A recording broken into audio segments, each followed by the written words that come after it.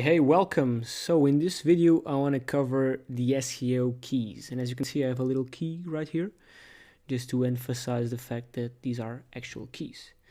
But there are four simple keys. SEO breaks down to four simple keys, if you want to break it down, which are the following. Page relevancy, domain authority, and this is not to be confused with the domain authority that Moz, an SEO tool, gives you. Later on that I'll explain it. But so page relevancy, domain authority, authority, and link relevancy. And the best site that has the best combination of all these four will rank number one. It's that simple. Now, I want to go over each one individually. Remember, our goal is to increase these 4 points, so 1, 2, 3, and 4, in order to get our site ranked. But speaking about the page relevancy, let's say someone is searching on Google and wants to buy a phone. Everything that's on the page they click on the site, everything from the title to the description to the content to the images, videos, the image alternate text, which I'll talk about later on, everything that's on that page needs to be relevant to what the person is searching for. Okay, so a page relevancy means that the page or the site that's ranking is relevant to the search that person did. It's pretty obvious, but that's basically the first factor. So if someone searches buy some sunglasses, there won't be pages appearing for buying pianos. Okay, so obviously a page needs to be relevant to the search that someone's doing. Okay, now domain authority. This is the most complicated to replicate. And again, this is not domain authority as measured in tools such as Moz, which I'll cover later on what these tools are. But basically, there's a tool in the SEO world that measures domain authority as DA, domain authority, but it actually put like not a trademark, but it's domain authority measured as in their way of measuring domain authority. When I talk about domain authority, I talk about the actual authority of a domain in Google's eyes. Okay, so for example, Forbes is highly authoritative domain, but more on that later. Again, this is the authority of a domain in terms of how powerful it is and how trustworthy it is in Google's eyes. And what determines the authority of a domain are the links that point to that domain, the quality, and where they come from, which we'll talk about in a moment. Then it's also influenced by the click-through rate, which is basically, say someone searches on Google for to buy some sunglasses. Say, for example, if 100 people search and 10 click on your site, your click-through rate is 10%. Okay, the higher the click-through rate, the better. Sometimes it happens that you're ranking number one for a certain keyword, and people, instead of clicking your result, click on the second one. So this means that the CTR, the click-through rate for the second result, is higher than for yours, and this will impact your ranking. So if Google sees that people are searching for something and just clicking the second and third results, why would that one be in first if no one is clicking it? So it will be dropped down. Okay, so CTR is important. And what we want to do in the long run is to increase the authority of our domain so that it's easier to rank for our terms. For example, Forbes.com would easily rank for many terms because it's super authoritative. So if they were to publish an article about buying sunglasses, it would probably outrank your site any day because they have an extremely authoritative domain. Then link authority. What matters here is the number of links pointing to your site and the quality of those links. So I'm sure you've heard this before. It's best to have one super powerful link pointing to your site than 10 bad, low, powerful links pointing to your site. Sorry. Again, it's important to have a good mix between quality and quantity, but you don't want to have hundreds of bad quality links. You want to have some links and make sure those links are of quality.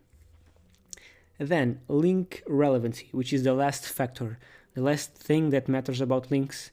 Actually, not the last thing, but almost the last one. Links from relevant sites carry more power. So I have here an example. Let's say you have a site about motorcycles, so you want to rank in Google for search terms related to motorcycles. Let's say a car site is linking to your motorcycle site. No bueno, doesn't make any sense. But now let's say a motorcycle site is linking to a motorcycle site. This is good, it actually makes sense. The link is relevant. But keep in mind, if this is in capital letters as well, the power is always transferred. So even though the link is not relevant, the power is transferred. So keep that in mind, okay? Because you won't find relevant links every time. But if you can find relevant links, go for it. But again, relevancy isn't everything. Power is transferred either way. But if a link is relevant, it carries even more power.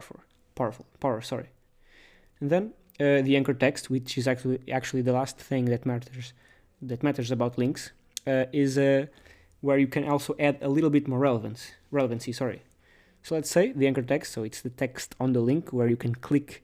Where you can click to go to another site. Let's say there was a motorcycle site linking to our motorcycle site, and the anchor text, so where we would click, if you would click buy a motorcycle, it would redirect them to our site. This would make sense because it's an anchor text which is relevant to the site it's linking to. Okay, so you can play with this. You can have anchor text relevant to the niche or to the site you are trying to rank for. So a link can be relevant in the way, so in two ways: where it comes from and what the anchor text actually is. Make sense?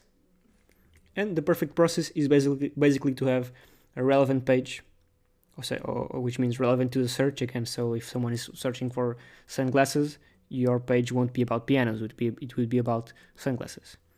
We also want to have a powerful domain with high metrics. We'll cover metrics later on. You need links from powerful sites, and those links should be semi-relevant. And I say semi-relevant because you won't always find relevant links all the time. And this is basically everything you need to rank in Google, which sounds more simpler than it actually is. But moving on, here you can see the correlation between average domain rating and the ranking in Google. This domain rating is measured. It's called DR. We'll cover this later on, but it's a metric that's measured using another SEO tool, which is called Ahrefs. But again, we'll cover that in a bit. Just the thing I want you to listen here is that the average domain rating or authority, whatever, is highly correlated with the Google position. So the higher the domain authority, the higher the position is in Google. Again, saying domain authority, when I say domain authority, again, it's not the domain authority as measured in Moz, okay, which is what I have right here. So this is a tool called Moz, which measures something called domain authority. When I say domain authority, is how Google looks and trusts a site, okay? It's the actual authority, not as measured in Moz. But now, since we've moved on to the tools, there are several tools that measure how much is the authority of a domain. And I must say that these tools aren't precise, and some of these values can be manipulated.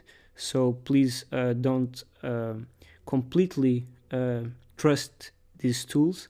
And basically, when you're analyzing a domain, don't just focus on one tool, but I'll cover that later on. But again, what Moz measures is what Moz measures is domain authority and page authority. As you can see, this is the inside of the tool. We'll be going over how this tool works in a later video. So later on, again, I'll explain to you how to use these tools in detail.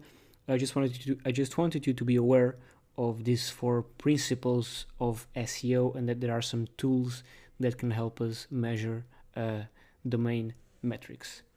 That being said, I'll see you in the next video.